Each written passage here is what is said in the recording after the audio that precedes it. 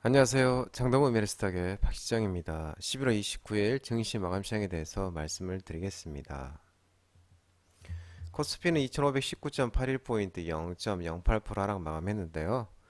미국의 PC 개인 소비 지출 발표를 앞두고 아, 현지 시간으로 11월 30일 발표겠죠. 이 개인 소비 지출 발표를 앞두고 기관이 1,409억 순매도하면서 하락 마감했습니다. 외국인은 721억 순매수하였고요. 코스닥은 822.44포인트 0.73% 상승 마감했는데 2차전지 강세가 보이면서 외국인이 1486억 순매수하면서 상승 마감했습니다. 기관은 59억을 순매도하였고요. 미국의 크리스토퍼 밀러 연준 이사의 비둘기파적 발언으로 이 긴축 정책 종료 기대감에 미국 증시는 상승했지만 미국 개인 소비 지출 PC 가격 지수 발표를 앞두고 관망 심리가 좀 심화되면서 우리 시장 코스피 같은 경우는 약보합 마감하는 모습이었습니다. 예, 기관이 순매도로 전환하면서 코스피는 이제 121선 이평선에 위치하는 2520선을 두고 제한적인 등락곡을 반복을 했으며 또 윌러 연준 이사의 파적인 이 비둘기파 발언과 함께 또 미국채 2년물 금리와 달러 인덱스 레벨 하락에도 불구하고 코스피 영향력은 좀 제한적인 양상을 보였습니다. 코스닥 같은 경우는 이제 2차전지 업종 위주로 상승세가 유지가 됐고 또 테슬라의 사이버 트럭 출시 기대감이 반영되면서 외국인의 2차전지 쪽에 순매수가 유입되고 있는 모습이었습니다. 원달러 한 주는 1289.60, 0.32% 하락 마감했습니다. 미국 연준에서 이 매파 통화 긴축 선호하는 인사 연준 크리스토퍼 일러 위사가 금리 인상 사이클 종료 시사 발언 등의 하락 마감하는 원달러율은 하락 마감하는 모습이었습니다. 오늘 테마 시장을 살펴보도록 하겠습니다. 오늘 STO, 증권형 토큰 발행, 그리고 NFT, 대체 불가 토큰 관련 종목들의 움직임이 좋았는데요. 토큰 증권, STO의 토큰 증권 거래 시장 개화 기대감 속에 갤럭시 SM이 상한가를 갖고 갤럭시 머니트레이드 급등이 나왔죠. 서울 옥션 상한가, K 옥션, 이메이드, IT센 등 이런 종목들이 움직임이 있었습니다. 디지털 증권 시장 출범이 과시화되면서 토큰 증권 이 거래 시장 개화에 대한 기대감이 커지고 있는데요. 최근 STO 유통시장, 토큰 증권 유통시장 개설을 위해 금융위원회 혁신 금융서비스, 금융규제 샌드박스 지정을 신청을 했고, 이르면 이달 말 열리는 혁신 금융심사 본위원회에서 승인 여부가 결정될 예정입니다. 또한 이 조각투자 업계가 최근 금융감독원에 연이어 증권신고서를 제출하면서 기대감도 증폭되고 있는 모습인데요. 미술품 조각투자 애플리케이션 이 소투를 운영 중인 서울 옥션 블루는 전일 미술품 토큰 증권 신고서를 금융감독원에 제출을 했고요. 서울 옥션 블루가 토큰 증권을 발행하고자 하는 기초자산은 앤디 워홀의 달러 사인이고요. 또 지난 16일에는 음악수익증권 플랫폼을 운영 중인 뮤직카우가 또 최초로 금감원에 음악수익증권 신고서를 제출한 바가 있습니다. 또 미술품 조각투자 스타트업 열매 컴퍼니도 이달 23일 금감원이 정정 요청한 바 있는 야오이 쿠사마의 작품 펑킨을 조각투자하는 증권 신고서를 또 다시 제출하고 있는 모습이었습니다. 네, 그러면서 이 갤럭시 머니터리 같은 경우는 또 한국금융기업 VMIC와 토큰증권 STO 사업을 협력 소식도 전해졌고요.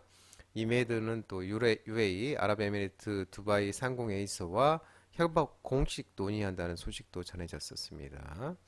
또한 부산 디지털 자산거래소 설립 사업자로 선정 기대감 속에 ITSN도 부산 디지털 자산거래소 설립 사업자 선정 기대감에 또 시장에서 부각되고 있는 모습입니다.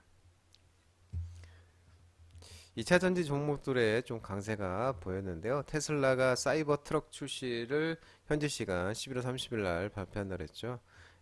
테슬라의 사이버 트럭 출시를 앞둔 기대감 속에 에코프로머티, 금양, LNF, 명신산업, 에코프로피엠 등 2차 전지 종목들의 강세, 일부 종목들의 강세가 보였습니다.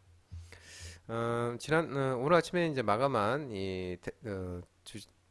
미국 주식에서는 이제 그 전기차 종목들이 이제 일제히 상승을 했었습니다. 테슬라가 4.51% 상승을 했는데 사이버 트럭 공식 출시 기대감과 또 중국 판매 증가에 이제 테슬라가 상승을 했었고, 이게 이제 업종 전반에 긍정적으로 작용하는 모습입니다.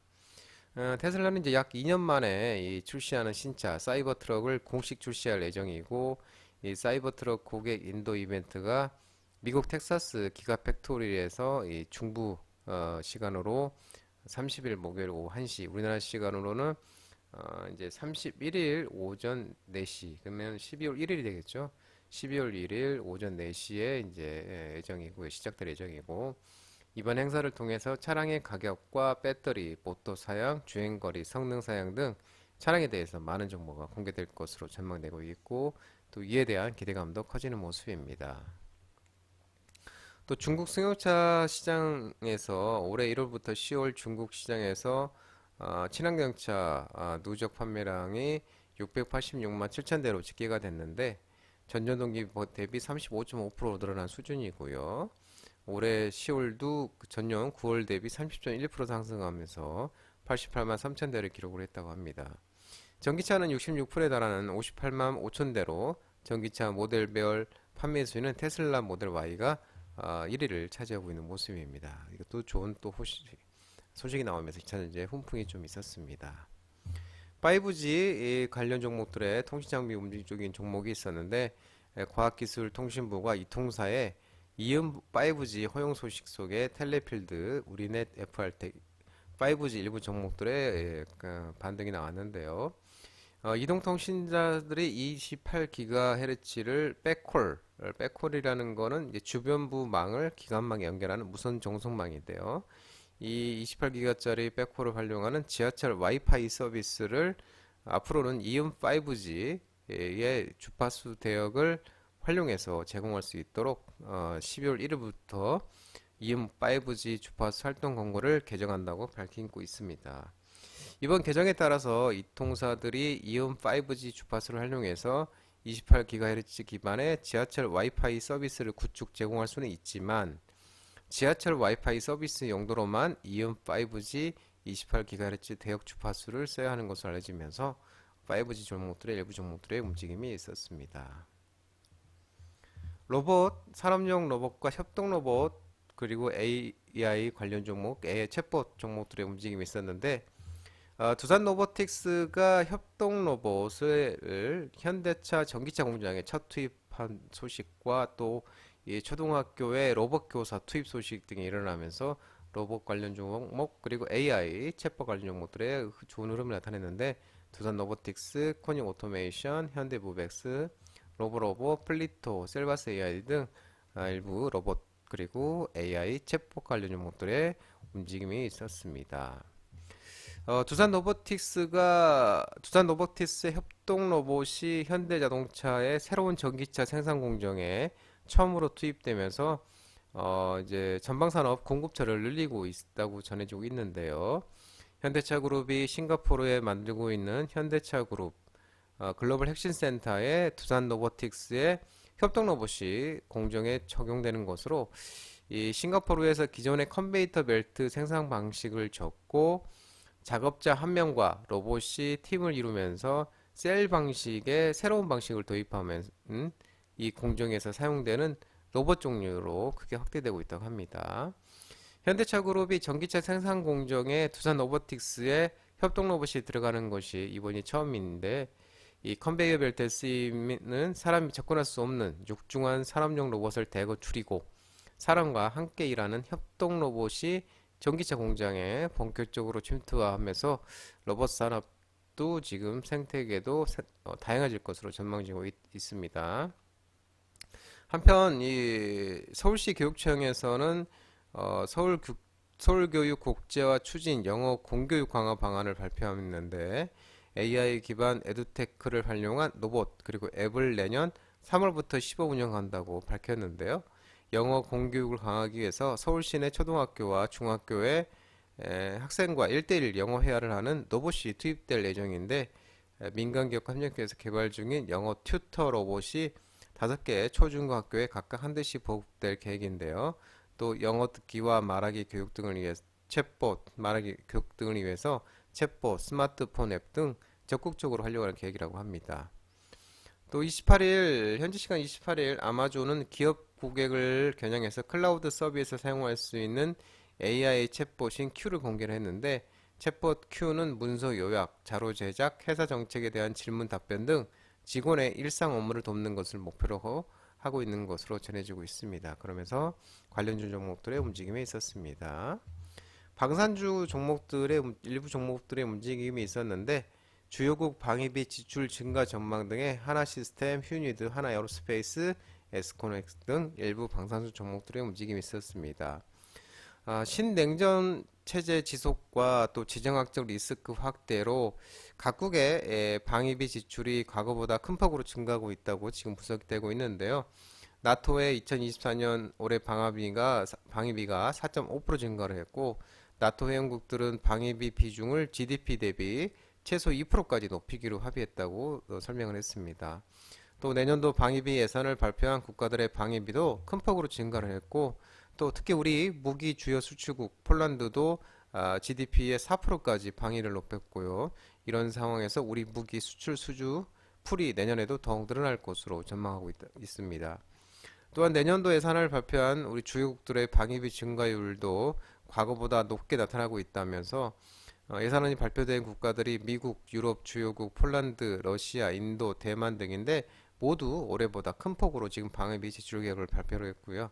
또 우리나라도 내년도 국방 예산도 올해 대비 한 4.5% 증가한 59조 5,885억 원으로 편성이 됐고 국내 방산기업의 매출과 직결되는 방위력 개선비도 5.2% 증가하면서 17조 약 8천억 정도의 편성이 됐다고 합니다. 이 증가는 2020년 8.5% 증가한 이후 최대 증가폭이라고 지금 얘기가 나오고 있습니다. 내년 주요 기대작 출시와 함께 애형 성장 가속화 전망 속에 게임 모바일 게임주들이 간만에 반등이 나왔는데요. 이메이드 맥스, 롱투 코리아, 이메이드 레오리진, 커프투스 홀딩스 등 이런 종목이 상승이 있었고요. 22년 만에 709 탐사 재추진 소식에 LPG, 도시가스, 자원개발 종목들이 움직임이 있었는데요. 이르면 내년에 이제 709로 불리는 한일 공동개발 구역의 JDZ라고 하는데요. 해저 유전 개발에 의해서 물리 탐사가 22년 만에 재추진된다고 전해지고 있는데 내년에 이제 JDZ에서 709라고 불리는 JDZ에서 해저 1500제곱킬로미터 규모의 3차원 물리 탐사를 공동 추진하고 내후년에는 탐사로 확보한 자료 분석을 바탕으로 실제 석유 매장 가능성이 있는 곳에 대한 시추 작업 등에 나설 계획으로 최근 이런 내용의 연도별 한일 공동개발구역 JDZ 공동 탐사 추진 일정을 기획재정부에 제출한 것으로 알려지고 있습니다. 이 물리 탐사란 이제 어떤 거냐면요.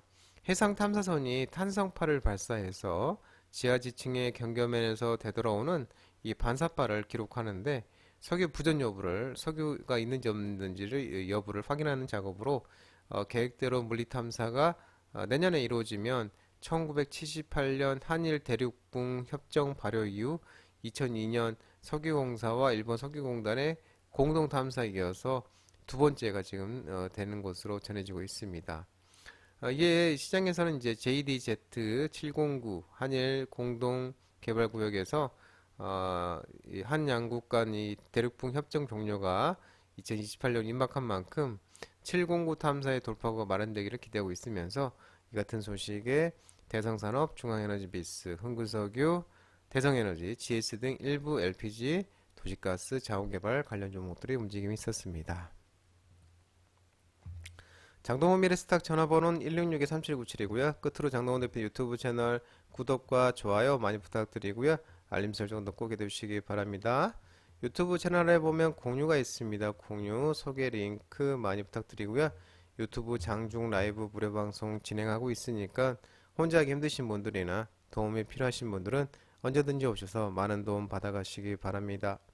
오늘 시장도 출렁거림이 심한 시장이었는데 모든 분들 정말 고생 많으셨고요. 남은 시간 평안한 시간 되시길 바랍니다. 감사합니다.